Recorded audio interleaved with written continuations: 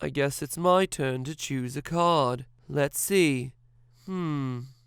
What's really going on in Don't Hug Me, I'm Scared? Yes, if only there was some way to learn more information about this. I'm a computer. I'm a computer-y guy. I've got some theories in line that just might blow your mind.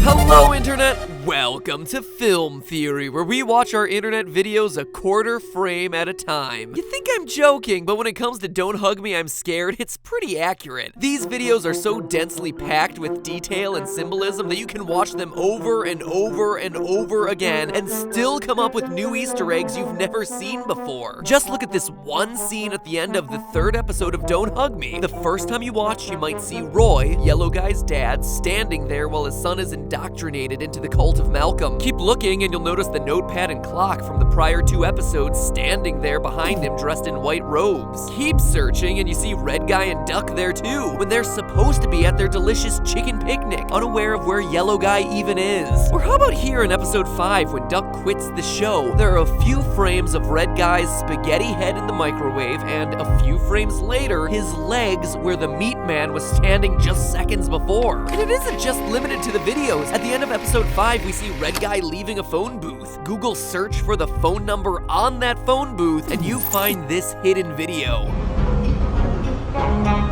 The log is in the bin. So are those duck boats the smoking gun that decode everything that's going on in this series?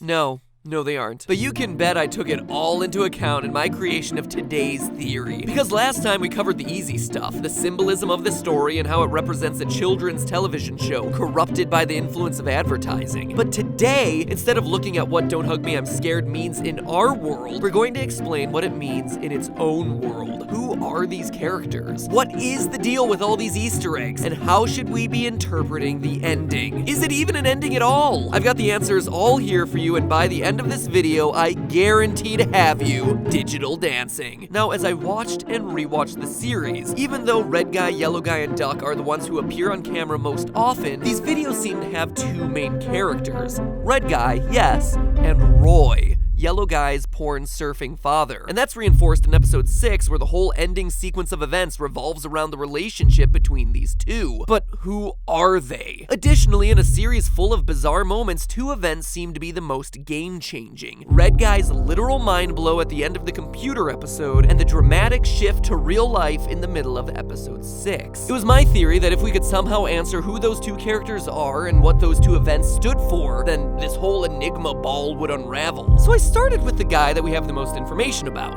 Red Guy. Now, as we established last time, Don't Hug Me depicts a television show with Red Guy, Yellow Guy, and Duck as performers on the series. Oh, there you are. We've been looking for you all afternoon. Don't get me wrong, I didn't say that they're good performers, but they are performers nonetheless. In addition to all the camera and set imagery we discussed last time, there are multiple instances where things don't go as planned, and Red Guy literally breaks the fourth wall to address what seems like someone behind the camera. The first instance of this occurs in episode 2 when the clock begins to talk. Red Guy turns to the camera, genuinely confused, saying quietly, Who is that? Then again, at the beginning of episode 4, the Red Guy delivers his setup. If only there was a way to learn more about the world. Then strongly indicates towards the globe. Even the music cue follows him. Duck then joins in, trying to cue the reveal of the globe, but both are genuinely caught off guard by the computer coming to life. Apparently a change in the script that neither were made aware of. It's made especially clear that Red Guy wasn't in on this change when he reveals that they already had another computer, a cute laptop, but is once again cut off before he can get through his thoughts. From there, Red Guy tries to shut the computer up by saying things like, Wait a second. What's your favorite color? color Stop do you talking. like? Be Do you quiet. have before touching the computer and causing it to freak out. So clearly, Red Guy is both unaware of and very displeased by these unexpected changes. So then, who is he? Well, that answer comes to us in the final episode, Dreams. It starts with Yellow Guy left alone learning about dreams from the lamp, but quickly transitions to Red Guy IRL at a desk job and singing the creativity song at a karaoke bar to receive, let's just say, less than stellar reviews. Smiling at me.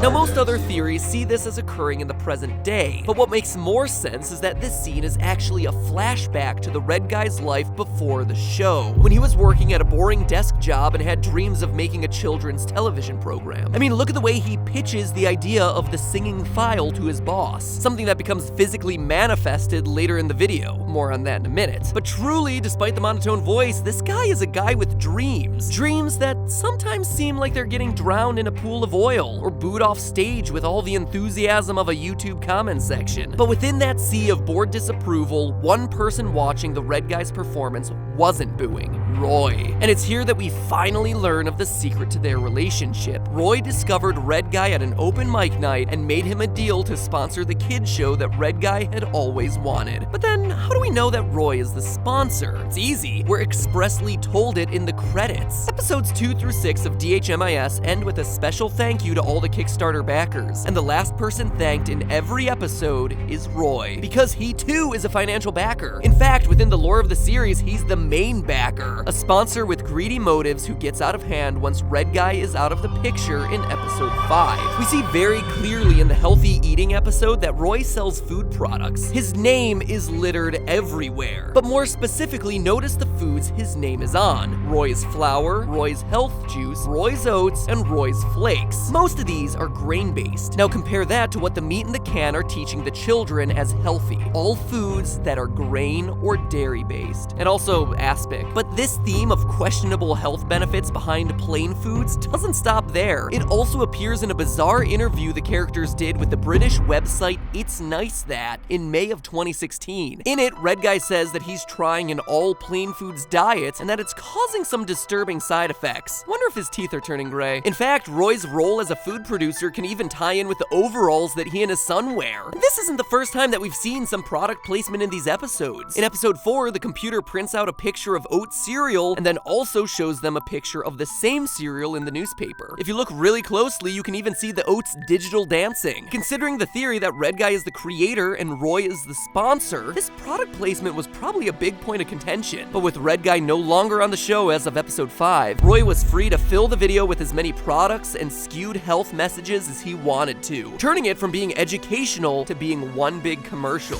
You can even see it happen. If you check out the final moments of episode 4, frame by frame, you see both Duck and Yellow Guy glitch into the picture. But look closely and you'll see that their brains are exposed, a sign that they've been brainwashed by the computer. So if Roy's the sponsor, then what's the deal with Yellow Guy calling him his dad? Well, he's not lying. As sponsor of the show, Roy can make sure that his son is put into the spotlight. This would explain why Yellow Guy is clearly the most inexperienced of the 3 on camera. But don't think for a second that Roy is some stage mom trying to get his son famous. Quite the contrary. Going back to that It's Nice That interview, we actually hear Roy speak for the only time ever throughout the entire series. When asked if he had anything to say, he responds with the following: "My silly boy has allowed his eyes to grow arrogant and rude. For this, I will take him on a trip to Punishland." Yikes, Punishland! Something tells me this isn't Disney World's latest park extension. But when you look at the series, it actually makes a lot of sense. Yellow Guy has been the victim from the very beginning. In episode 1, his painting is destroyed and he's told that his favorite color isn't creative. In episode 2, the clock yells at him until his ears bleed. In episode 3, he's nearly seduced into joining a cult. In episode 4, he gets brainwashed by the computer. In episode 5, he pulls a Scott Tenorman and eats his friend. And then in episode 6, is tortured by an unending barrage of inane lessons. Oh yeah, and also drowns in oil. But if you think Roy's Punishland stops there, well, boy howdy, you are wrong. Observant viewers will spot horses sprinkled all over DHMIS videos. Pictures of horses, rocking horses, horse figurines, animated horses. Well, in the same interview with It's Nice That, it's revealed that Yellow Guy is scared of horses. He's also apparently allergic to eggs, wasps, crabs, meat, and trees, all of which are elements that we see worked into various episodes throughout the series. Roy's not only sponsoring the series to push his own goods, he's also doing it to push his son to the brink of insanity. Even Don't Hug Me, I'm Scared's most famous Easter egg fits in with the idea of Roy teaching Yellow Guy a lesson. The unchanging date of June 19th has bothered would-be theorists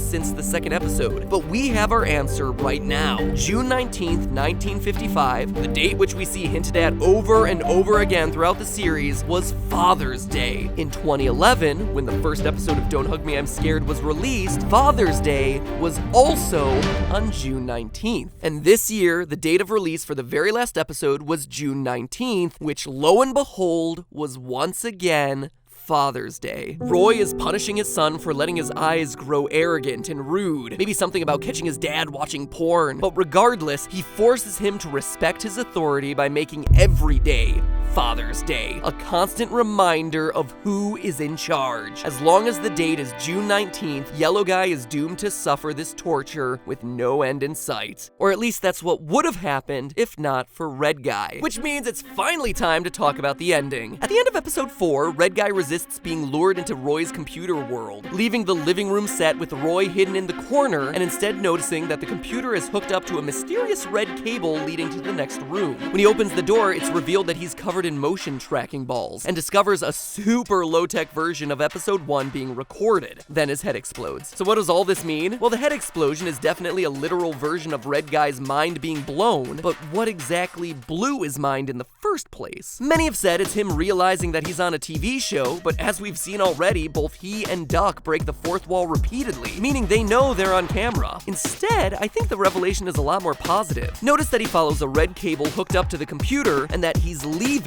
Roy's room. A room, mind you, with higher production value, filled with props and motion capture ability, only to find himself in a room with a crude set and props. Red Guy's mind blow in this moment is that he doesn't need the dominating presence of Roy, that he can create his series on a low budget and load it directly onto the computer, i.e. a place like YouTube, without needing a bunch of money. Remember, episode 4 is all about what you can do on a computer. According to Roy, it's all superficial consumerism things, charts, digital style, dancing, but here, Red Guy sees a video being filmed and uploaded directly to a computer. And again, based on what we discussed last video, this is similar to the journey the creators of DHMIS took to keep their series independent. So, Red Guy leaves Roy's series, and then in episode 5, we repeatedly see imagery of him on the outside looking in. He's looking at the series from a new outsider's perspective. Those foreboding phone calls for Duck throughout the episode are coming from him. We see him exiting a phone booth at the end of the episode, for crying out loud. It's him calling his friends to let them know that there's another option, that they can and need to escape, to stop selling their souls to Roy. Duck answers and tries to get away, but as we see, is captured, canned, and consumed. But is Duck getting eaten literal? It's hard to say. Seems like it shouldn't be, right? But then again, Roy is a farmer, and Duck is the only character who happens to be an animal. The can consuming the duck could be the duck getting canned.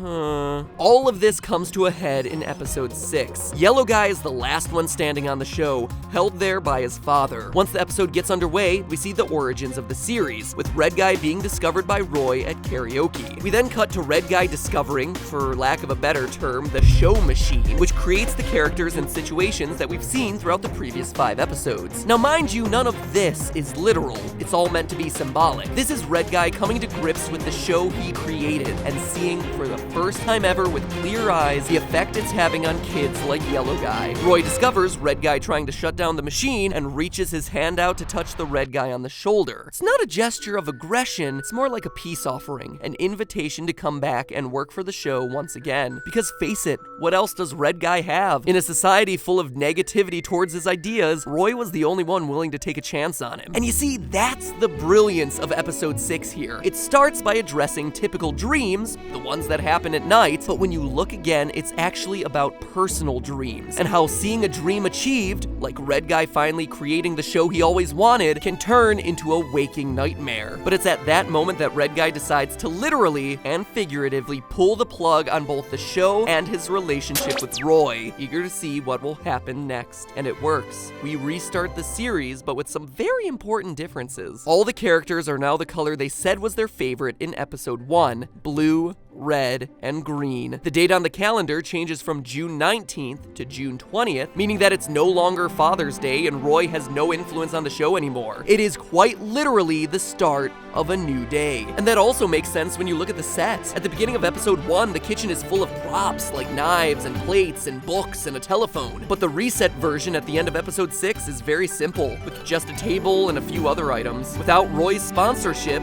they're working on a smaller budget, but the characters are finally free. The notepad flips open and the first episode begins again, but this time it's on their own terms. This time green will be a creative color. But hey, that's just a theory. A film theory. And cut.